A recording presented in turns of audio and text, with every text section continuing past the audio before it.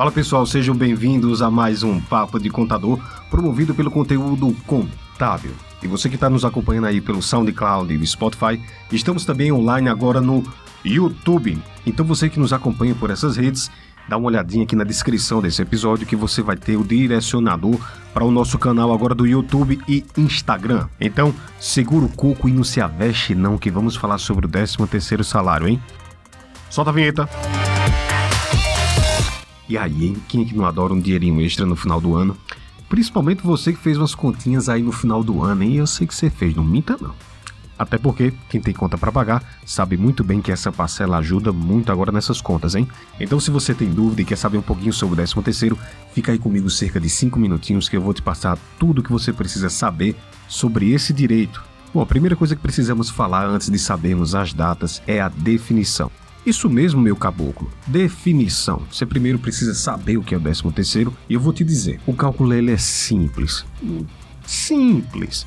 Primeiro, pela sua definição, o cálculo do 13º se dá pela divisão da remuneração integral por 12 e depois a multiplicação desse resultado pelo número de meses trabalhados. E não se esqueça, outras parcelas de natureza salarial, como hora extras, adicionais, por exemplo, adicional noturno, insalubridade, periculosidade e comissões também entram para esse cálculo, tá? Tá, mas tem uma coisa que pouquíssima gente sabe. É que não existe uma previsão legal para pagamento da parcela única até 20/12. O empregador, por exemplo, ele pode optar pelo pagamento único até dia 30/11. O complicado é porque isso pode gerar um recálculo se, por exemplo, a remuneração de dezembro for maior. Deixa eu tentar te explicar. O valor da primeira é a metade da remuneração do mês anterior ao pagamento. Já o valor da segunda parcela é com base na remuneração de dezembro, compensando, é claro, o valor da primeira parcela. Naquele caso de parcela única, o cálculo será baseado somente na remuneração do mês anterior ao pagamento. Tá, mas e se em dezembro o trabalhador tiver uma remuneração maior? Bom, haverá uma diferença de décimo a pagar sobre a remuneração referente a esse mês. Então, de certa forma, o mais comum é o parcelamento em 2 vezes no ano, da seguinte forma. A primeira parcela, obrigatoriamente entre o dia 1 de fevereiro e o dia 30 de novembro de cada ano. A segunda parcela é mais fácil, ela tem que ser paga até o dia 20 de dezembro. E olha só essa curiosidade, o empregador é quem escolhe o mês de pagamento da primeira parcela do 13º salário. E nem precisa ser idêntico a todos os trabalhadores não, viu? No entanto, tem que ser pago sim até o dia 30/11, isso pelo menos para a primeira parcela. Tá, mas tem exceção para tudo. E não seria diferente para o 13º. Pelo menos a única exceção é quando o trabalhador faz um pedido de adiantamento em janeiro. E qual seria o motivo? Por conta das férias. Tá, mas depois a gente fala um pouquinho mais sobre esse detalhe. Tá, Val, então deixa de enrolar e me fala exatamente como é que é feito o cálculo. O 13º, ele é calculado com base na remuneração. Aí eu pergunto, vocês sabem a definição de remuneração? Sabe não?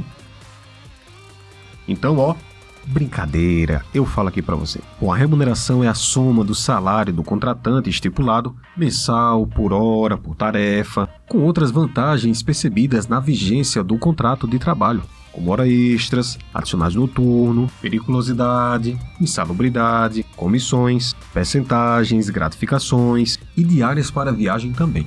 A CLT, de certa forma, enxugou esse conceito para nós. Então, de certa forma, ele diz o seguinte. Primeiro, é a importância fixa estipulada. Depois, são as gratificações legais e as comissões. Olha essa imagem aqui para ilustrar o que eu estou falando. Então dá para perceber que a base do 13º vai bem além do salário. Entram nessas bases o seguinte: as gorjetas recebidas, as comissões, as gratificações legais, todas as vantagens e adicionais percebidos habitualmente. Dá uma olhadinha aqui nessa imagem. Bom, agora você já sabe que o 13º tem uma natureza salarial. E eu sei também que você lembra que ele equivale a 1/12 da remuneração do empregado para cada mês trabalhado ou fração igual ou superior a 15 dias. Veja bem, a contagem não é feita por dias como são nas férias. Se a contagem de dias trabalhados no mês for superior ou igual a 15 dias, acrescente mais um avo na contagem. Para ficar mais claro, façamos o seguinte.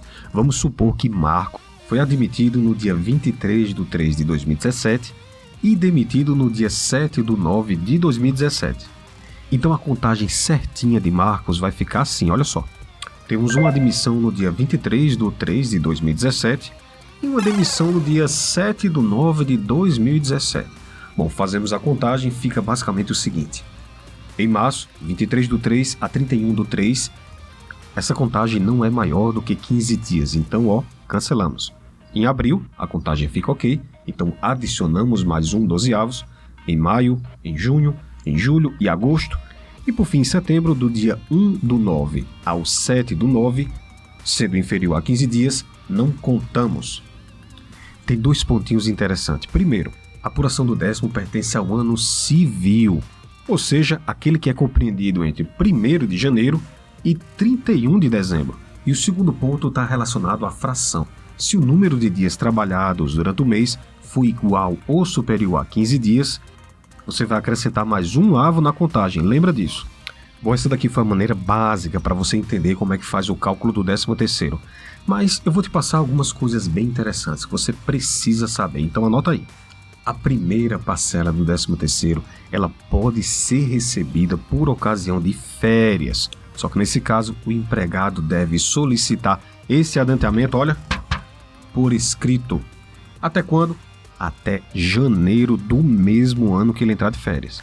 Uma curiosidade, o 13º salário pode ser pago por ocasião de extinção do contrato de trabalho, seja ele por término de contrato, por exemplo, quando é estimado um tempo de contrato de trabalho, por pedido de demissão ou até mesmo por dispensa, mesmo que ocorra antes de dezembro, saiba disso. Tá, e quando é que você não tem esse direito? Você não terá esse direito se for dispensado por justa causa. Então, se você fez alguma coisa errada, sinto muito, mas você... Outra curiosidade, a partir de 15 dias trabalhado, o empregado já passa a ter direito sobre o 13º. Então, trabalhou 15 dias, tem direito sim. E não esquece da nossa terceira idade não, hein? Os aposentados e pensionistas do INSS também têm esse direito.